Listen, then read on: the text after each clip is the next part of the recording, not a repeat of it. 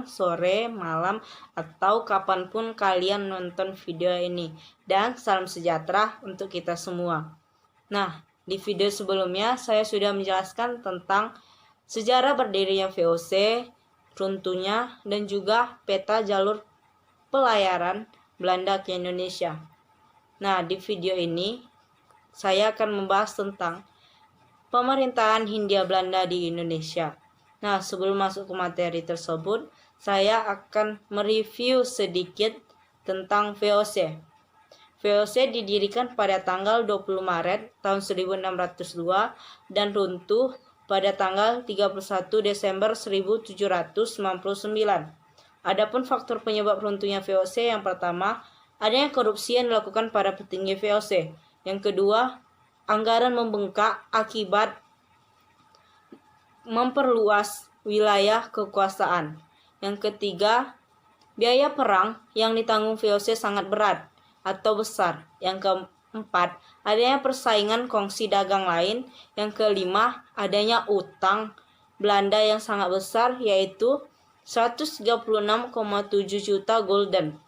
Nah, baiklah, kita akan masuk ke materi pemerintahan Hindia Belanda di Indonesia. Baiklah, saya akan menjelaskan tentang latar belakang berdirinya pemerintahan Hindia Belanda.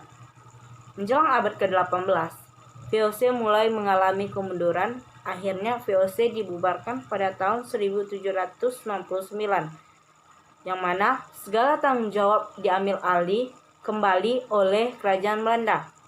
Pengambilan alih kekuasaan ini dimaksudkan agar wilayah Indonesia tetap di bawah kendali Belanda.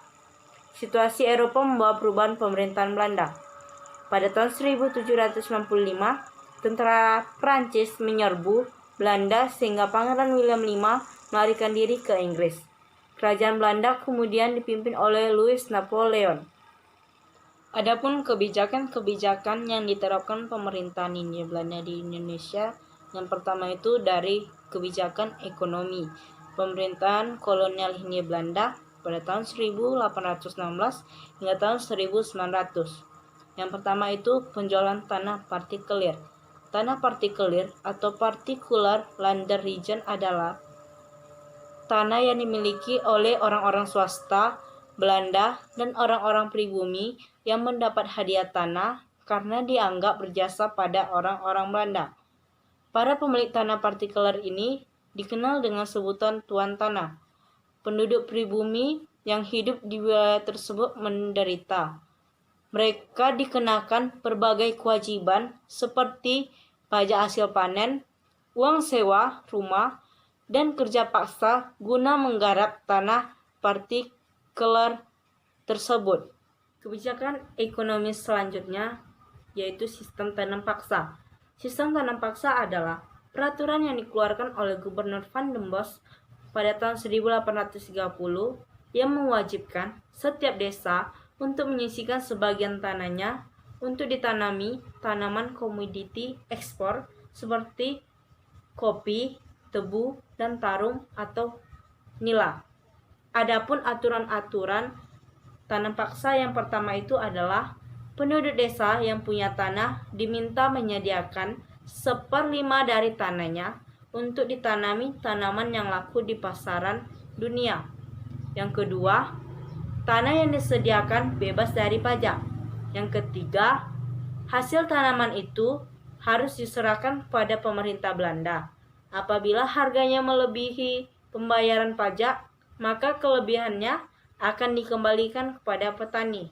Yang keempat, waktu untuk menanam tidak boleh melebihi waktu untuk menanam padi. Yang kelima, kegagalan panen akan menjadi tanggung jawab pemerintah Belanda. Yang keenam, wajib tanam dapat diganti dengan penyerahan tenaga untuk dipekerjakan di pengangkutan, perkebunan, atau di pabrik-pabrik selama 66 hari. Yang ketujuh, penggarapan tanaman di bawah pengawasan langsung oleh kepala-kepala pribumi, sedangkan pihak Belanda bertindak sebagai pengawas secara umum. Ternyata, aturan-aturan tanam paksa yang telah ditetapkan sebelumnya mengalami penyelewengan.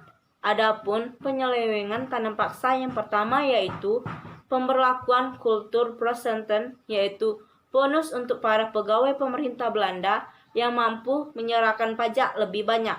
Yang kedua, para pegawai pemerintah Belanda dapat mengambil lebih dari 1/5 bagian tanah rakyat dan dapat memilih jenis tanah yang subur untuk tanaman ekspor. Yang ketiga, kewajiban rakyat yang tidak memiliki tanah untuk bekerja di pabrik atau perkebunan Belanda yang melewati ketentuan. Yang keempat, adanya pembebanan pajak pada para petani. Yang kelima, waktu pengerjaan kultur sel-sel ternyata lebih dari 3 bulan.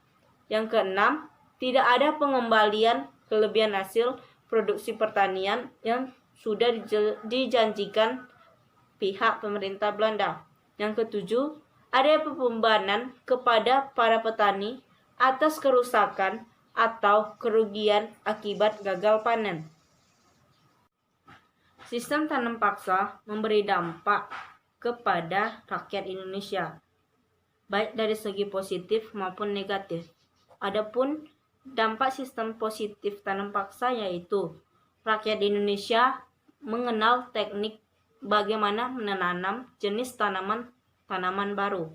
Yang kedua, rakyat Indonesia mulai mengenal tanaman dagang yang berorientasi ekspor seperti kopi, nila, teh.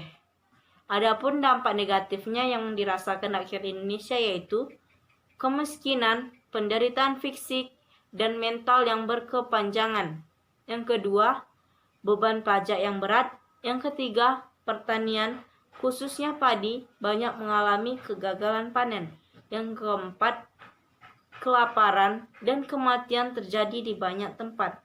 Yang kelima, jumlah penduduk Indonesia mengalami penurunan akibat kelaparan yang melanda dan juga kematian di berbagai tempat. Selanjutnya, kebijakan politik pemerintahan Hindia Belanda di Indonesia. Adapun kebijakan politik yang diterapkan di Indonesia yaitu kebijakan politik etis. Politik etis adalah suatu pemikiran yang menyatakan bahwa pemerintah kolonial Belanda memegang tanggung jawab moral bagi kesejahteraan pribumi. Pemikiran ini merupakan kritik terhadap politik tanam paksa. Awal kemunculan politik etis ini tahun 1890 dikarenakan desakan golongan liberal pada parlemen Belanda. Desakan tersebut timbul akibat dari pemikiran bahwa negeri Belanda sudah berhutang banyak terhadap kekayaan bangsa Indonesia yang dinikmati oleh Belanda sendiri.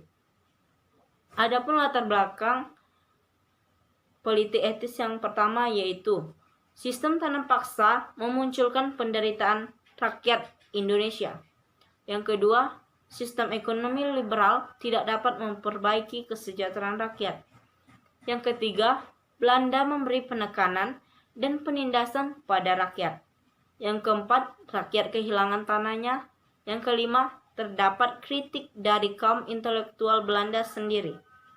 Adapun tujuan politik etis adalah untuk memajukan 3 bidang, yakni edukasi dengan mengadakan pendidikan, irigasi dengan membuat sarana dan jaringan pengairan, dan transmigrasi dengan mengorganisasi perpindahan penduduk.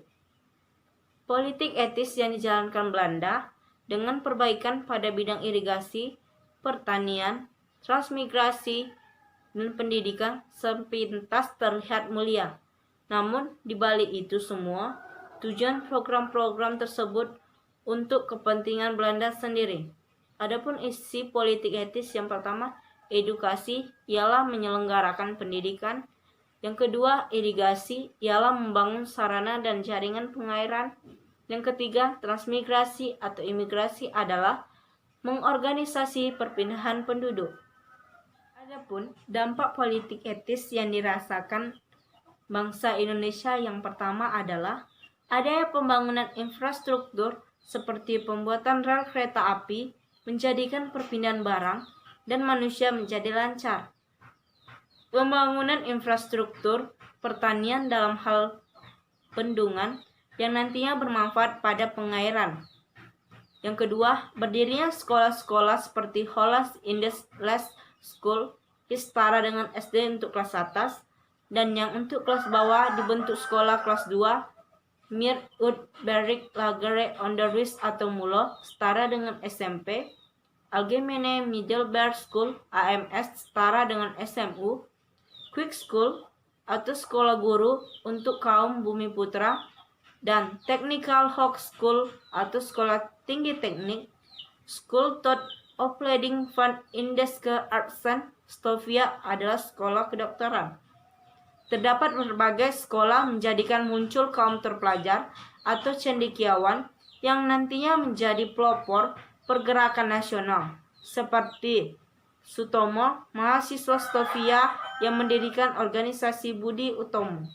Dalam perubahan sosial dan budaya, terjadi penggolongan sosial, stratifikasi sosial atau pelapisan sosial, dan juga terjadi mobilitas sosial penduduk dan perubahan demografi. Yang pertama, saya akan membahas tentang penggolongan sosial. Penggolongan sosial adalah pembedaan anggota masyarakat, golongan secara horizontal atas dasar perbedaan ras, etnis, jenis kelamin, agama, profesi, dan sebagainya. Pada masa kolonial, penggolongan masyarakat didasarkan pada perbedaan ras. Yang pertama itu terdiri dari golongan Eropa. Golongan Eropa terdiri dari orang Belanda, Inggris, Amerika, Belgia, Swiss, dan Prancis.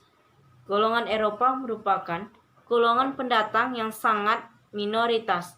Mereka memiliki kekuasaan yang besar di Indonesia. Status sosial mereka lebih tinggi dibanding dengan golongan-golongan lain yang ada. Mereka adalah para pemilik modal yang menanamkan modalnya di perusahaan perkebunan Indonesia.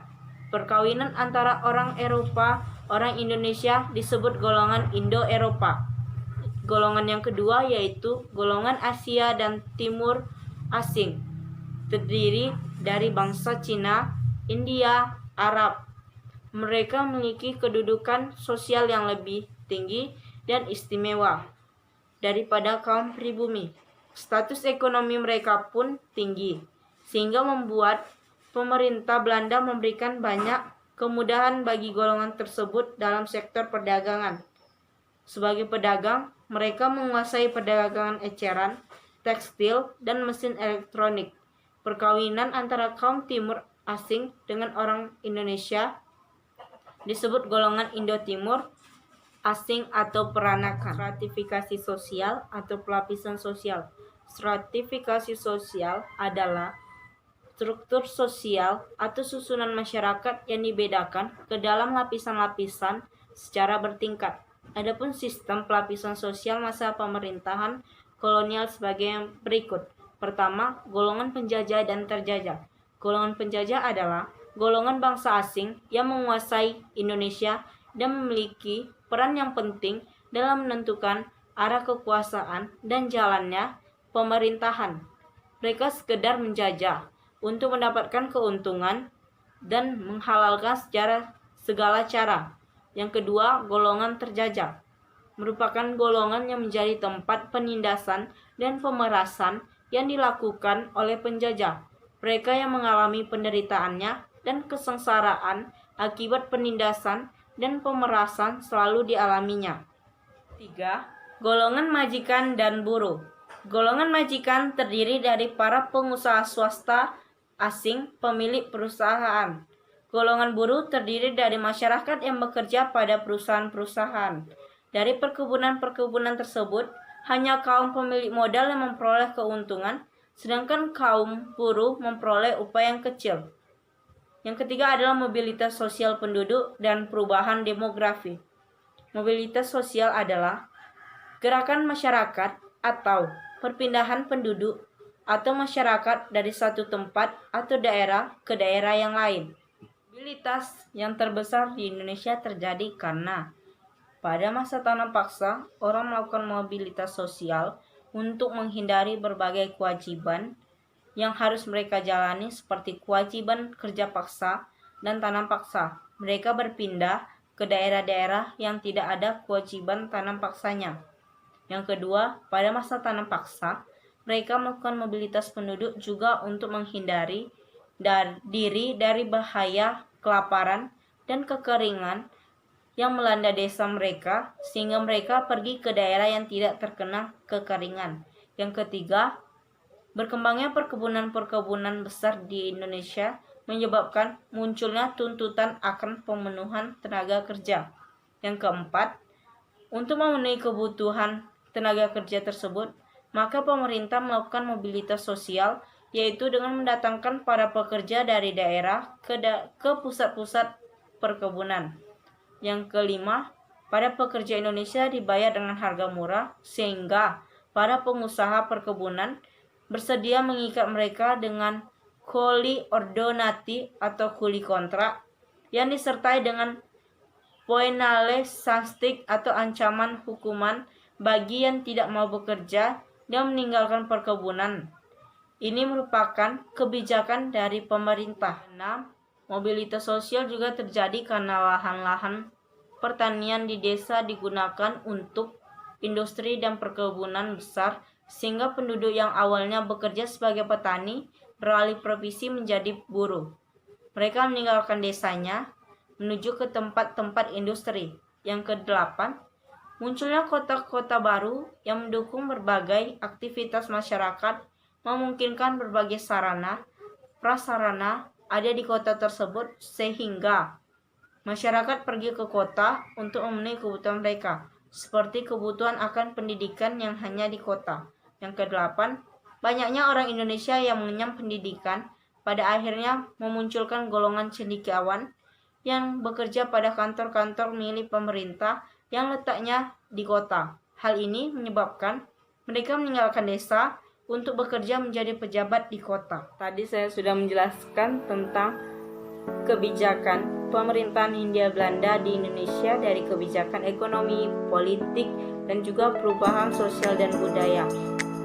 Jika ada kata-kata yang salah, saya mohon maaf. Sampai jumpa di video selanjutnya.